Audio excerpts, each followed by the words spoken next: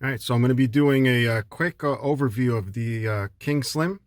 This is the D1, I believe, which has a dual camera, so you not only get a camera in the front, obviously, to see where you're going when you're driving, but also the interior camera, which is great for, people like Uber drivers and things like that, or you just want to know what's going on inside your car. All right, so I've gone ahead and turned the what do you call it, the flash on, so you can see it's a little bit dirty.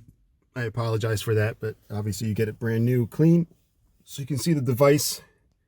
I like the way it clips on, and it is amazingly difficult to take that off the suction. I do have a brand new windshield, so that could be it. It's nice and clean, and it does have a slot for the SD, obviously. You can see the power button and also the switching of the cameras there, and the buttons on the bottom. I did want to go back into the app a second because I want to show you the settings. All right, so I'm going to turn the key here in the car just to get this started here. You can see the infrared here, those little lights. That's the infrared for the inside of the car. We're going to check that out in a moment. So it's completely dark inside my car, but you can tell the infrared's working really good. If I cover it, you notice it gets really dark. You can't really see anything, and as soon as I let go, you can see a bright image, so it works very well. Let's see if I can do this so you can see the interior. It's kind of hard to do this with a little phone camera, but you can see it does get nice footage inside the vehicle, and you can change what you're viewing from the side here. It's always going to record both or just one. You can either have it shown like this or just have the front camera. I like to do this. I don't really want to see myself on camera, so we're going to go in the menu here, and I apologize for it being dark out. I mean, it gets dark pretty quick here. It's winter, but right, and you can't really see on camera, but this button does look red. I don't know if it looks red on camera, but it's because it's dark. But we're going to go in the options here for Wi-Fi, so I can show you what it's like to use the app. So the first thing I want to do is move this over. I believe I got to go into the settings here and then select. Okay, you can see the Wi-Fi. So I want to go down to the Wi-Fi, and then the enter button. Got to feel where the button is, and then you want to turn it on. This is difficult without light. All right, we got the Wi-Fi. Let's go ahead and get into the app and get connected. All right, so we're in the app here. I believe I have to click here on this little round thing at the bottom with the little red circle. All right, so I had to connect to that DVR thing. I thought it was going to say Kingslim on there, but let's go back to the app, and it's going to say connect to DVR. All right, so once you click on the DVR thing there, you can see what I'm seeing recording. Again, it's let me see if I can get some lights here. So you can see I turn on the headlights of the car. All right, so you can see how that works. And we're actually going to go into the video itself. We're going to stop recording, and it's going to have the files. Okay, so you can see all the files. You can see the ones I just did. You can see all the other ones that have been going on with me driving there on the left, and all the other ones on the right. You can see it's very dark here.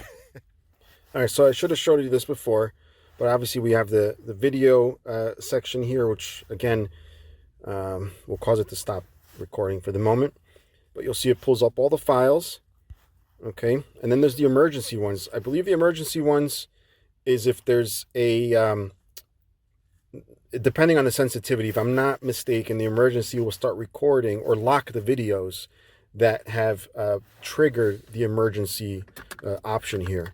Okay, so I have to look at that, but I'm pretty sure that's what it is. You know, like you get hit really hard or you run into something, it'll automatically lock those videos, if I'm not mistaken. So I apologize if I'm wrong with that.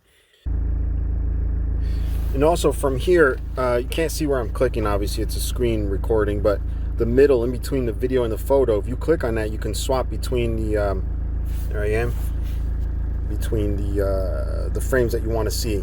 Again, it is recording everything at once, the front and the back camera, and I believe there is settings to change that. You can also take photo at the bottom. On the top right, the little gearbox, I've gone ahead and paused the camera there. There's a little gear icon. You click on that and you can set your Wi-Fi password. You can set the sound recording, which can be embarrassing if you like to sing in the car. You also get a timing watermark. I suggest leaving that on. I haven't checked to see if I can put my license plate. I have another Kingslim camera, which is the D2, I believe. And here you can see the cycling recording time. So that means how long the clips are. But yeah, I can put the license plate. The recording quality, we'll click on that. You'll notice if you use both cameras, okay, you get dual 1080p for each side. All right. Now, the only thing with 1080p, it's 1080p. And I believe it's only 30 frames per second. So the frames that you need to pause on for the license plates may blur in between the frames. I'm sure you video people know more about that than I do, but at the 60 frames at 1080p should give you clearer in between frames. And of course you get the 2K, but again that's 30 frames per second, but it is at 2K, so slightly higher resolution. You also get to select the format. We don't want to, oh no, I'm sorry, we don't want to format that, no.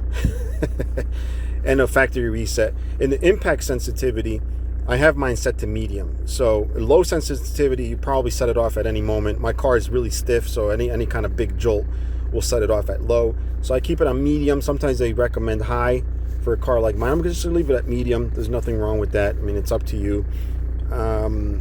Yeah, so that's the settings. Very basic, but this app connects very easily. You just have to make sure you go into the Wi-Fi on the camera itself, the Wi-Fi option, and also go into the Wi-Fi on your camera, your phone, and select the camera, and then it connects very easily. I have not had any connection issues, unless I forgot to put on Wi-Fi. Yeah, so overall, I'm very happy with the camera. It's my second Kingslim, like I said. I have the D2 also, which has a rear view camera, which it goes all the way in the back, so it doesn't film the inside. But obviously you can install it inside if you want. But this is mostly designed, I guess, for like Uber and Lyft drivers, anybody that needs to have proof of stuff going on inside the car. I'm going to leave this in for now, since this is the one I bought. It was on sale, so I picked it up, and I'm going to probably put this in another car, and yeah, get another one. I like their stuff so far. This little red thing here, that's just a little protector. You can take that off. And obviously the image is going to be clearer. I actually didn't take it off the front, so keep that in mind when you watch the video. I probably should have taken that off. I didn't even realize it was there, to be honest, but I'm sure the image quality is still there, but I will be removing that. Just don't forget to do it on yours, that way you get the clearest image possible. But yeah, that's it. And as you can see, the time also displays, which I like, or you can just have the screen completely off and you'll still know it's recording because that little red thing there. Now, you do see it connected to USB. That's another thing I wanted to touch on. The camera will work if it loses power, so you don't have to worry about that. I guess it's got a little built-in battery. I don't know how long it lasts. I usually just leave the USB plugged in, but I did have it turn on, without the USB, so that's another thing to consider. Although, you would have to manually turn it on at that point.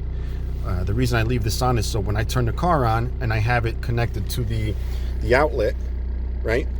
Then it will automatically turn on. Now this outlet shuts off with the ignition. You also want to keep in mind, if you have constant power, you want to shut it off manually. So if sometimes cars have one constant and one that's tied to ignition. Thankfully mine, both that it has are only to ignition, so I don't have to worry about shutting it off, but it's something to consider. So if you have the ones that are tied to ignition, by shutting off the car, it will shut off automatically, and turning on the car, it will automatically turn on the camera, which is a great little feature. So that's it. I got nothing else to say about this camera. It's good. It was on sale, which made it even more tempting. But yeah, that's it.